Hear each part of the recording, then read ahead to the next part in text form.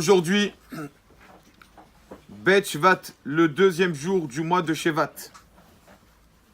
Le jour de l'Aïloula, donc de la mort.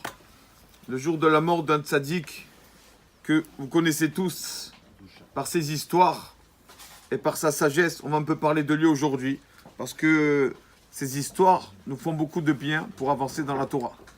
C'est vrai que le Baal Shem Tov disait la meilleure des morales, la meilleure des choses qui peut te faire le mal, qui peut te faire changer, c'est les histoires des sages, les histoires des tzadikim, comment ils sont conduits. Et donc on va essayer, Bezrat Hashem, en quelques minutes, de un peu raconter deux ou trois petites histoires et deux paroles d'un tzadik qui s'appelait Rabbi Zushia de Anpoli.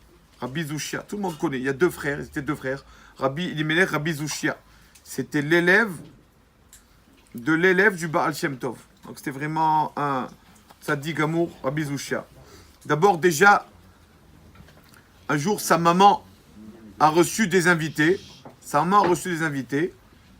Et un des invités était malade. Était lépreux, avait des boutons. Et cet invité, personne n'a voulu le recevoir, l'entrer à la maison. Et la mère de Rabbi Zushia l'a rentré à la maison. Elle a dit, asseyez-vous. Elle lui a amené de l'eau pour se laver, pour se doucher et tout. Elle s'est occupée de lui, alors que personne ne voulait rentrer cette personne malade à la maison. Il lui a dit, tu vas voir. Tu vas voir les enfants de Tzadikim, les enfants justes que tu auras.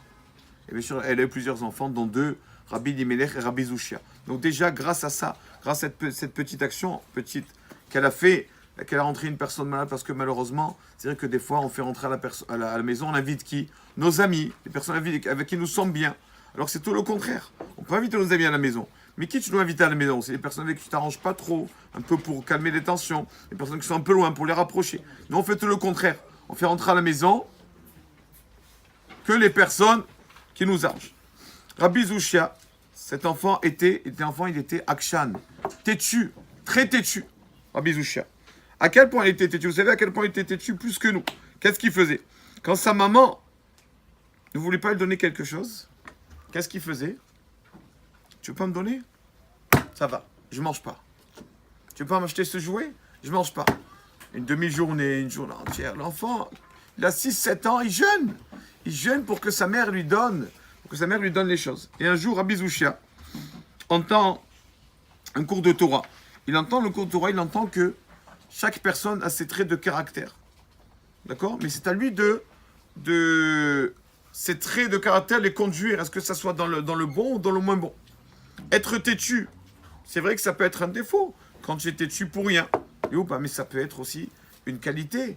Quand tu es têtu contre le Yitzhara, contre le mauvais penchant, il te dit, trébuche, fais cette faute. Toi, tu dis, non, moi, je vais faire attention à ce que Hachem m'a dit. Je ne vais pas faire ce que me demande le Yitzhara, etc., etc.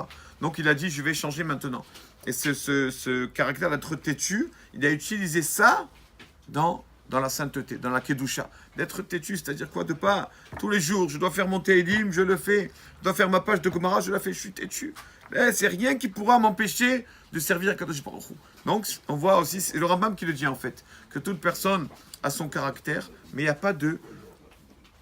Hachem, il ne te donne pas mauvais ou bon caractère. Il te donne le caractère, c'est toi qui le rends mauvais ou bon. Comme ça, il dit. Donc, depuis ce moment-là, il a été têtu, bien sûr, dans la Kedusha.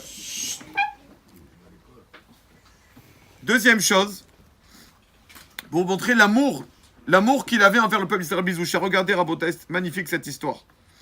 Un jour arrive une personne qui a fait des 400 coups devant Rabbi Zushia. J'ai fait ça, j'ai fait ça, j'ai fait ça. Rabbi, je veux faire teshuva. Je suis prêt à faire teshuva, me repentir. Mais ne commencez pas à me dire, il faut jeûner, il faut faire tzedaka. Moi, je veux pas tout ça. Je suis prêt à faire teshuva, mais gratuitement, voilà, sans rien faire. Rabbi Zushia qui lui dit, d'accord. Rabbi Zushia qui lui dit, d'accord. Fais teshuva, il n'y a pas de problème. Et toutes tes fautes, et les jeûnes que tu dois jeûner pour réparer tes fautes, je les prends moi. D'accord? Je les prends sur moi. Soit tu prends sur toi teshuva, tu dis Hachem, pardon, je me repentis. D'accord? Et il fait comme ça. Et donc Rabbi Zushia qui prend toutes ses fautes. Les fautes de ce fauteur, il les prend sur lui. Et il commence à faire des jeûnes et tout. Rabbi Zushia, tellement qu'il voulait pardonner les fautes de l'autre. Et un jour arrive un Rav.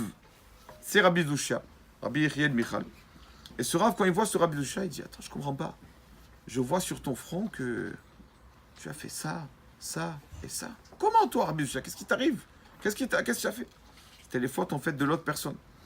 Et donc, il lui a dit, comment ça se fait que tu fais ça? Tu n'as pas honte? Rabbi Zusha lui a dit, non, Rabbi, j'ai pris les fautes sur moi. Il lui a dit, tu n'as pas honte. Tu vends ton âme pour les fautes de l'autre, d'un autre. C'est pas bien de faire ça. Et Rabbi Zusha a eu de la peine. Bon, l'histoire est longue, mais finalement, on est venu en rêve à Sora où on lui dit, fais attention. Attention à ce que tu fais. Attention de mal parler à Rabbi Zusha, ce qu'il a fait là, de prendre les fautes de l'autre. D'accord? Sur lui. Il jeûne pour l'autre, pour que l'autre se fasse pardonner. Ça, c'est quelque chose d'incommensurable dans le ciel. Et il n'y a personne qui a été prêt à faire ça. Donc faites attention à Rabbi Zusha. Et on dit à ce Rav, cette fois-ci, tu es pardonné. Mais la prochaine fois, tu ne seras pas pardonné. Attention au kavod de Rabbi Zusha. Dernière chose de Rabbi Zusha, il nous a dit quelque chose. Une personne, il veut être toujours dans la joie. Il veut entendre des bonnes nouvelles toute la semaine. Il ne veut pas entendre des mauvaises nouvelles. Alors Rabbi Zusha, c'est lui qui nous a donné une bonne chose à faire le samedi soir pour avoir toujours des bonnes nouvelles. C'est la Gemara qui dit. La Gemara dit que Chamin, quand tu prends quelque chose de chaud, Motsai Shabbat, le samedi soir, Melougma, c'est une guérison. C'est bien de prendre quelque chose de chaud le samedi soir. Quoi de chaud? Ça peut être la douche, ça peut être un verre de thé ou quoi. Mais il n'y a pas marqué guérison, pourquoi? Guérison, pourquoi il n'y a pas marqué? Et Rabbi Zusha, il dit que c'est une guérison pour ne pas être triste. Une personne qui boit quelque chose de chaud le samedi soir, il boit son chaud et il dit Chamin bemotsai Shabbat Melougma. Quelque chose de chaud le samedi soir, c'est une guérison. Voilà, il faut se rappeler de ces 4 mots. Chamin bemotsai Shabbat Melougma. Il le dit, il boit ce truc chaud et comme ça il ne sera pas triste dans la semaine. Il a dit que c'est marqué, on le dit tous les matins dans les Alléluia, dans la Tefila. Qu'est-ce qu'on dit? Harofel Ishvur élève Hachem guérit les personnes qui ont le cœur brisé. Habesh les Atsevotab. Mechabesh, les initiales de Chamin bemotsai Shabbat Melougma. Quelqu'un qui boit quelque chose de chaud le samedi soir, les Atsevotam, ça nous enlève la Atzvut, la tristesse. Voilà ce qu'a dit Rabbi Zusha. Donc c'est bien de faire attention au samedi soir, pour chacun ce qu'il aime. Il y en a qui aiment leur café et leur thé. Mais chaud, et dire cette phrase. Chamin bemotsai Shabbat Melougma. Quelque chose de chaud le samedi soir, c'est une guérison. Préfère chacol et boire son verre.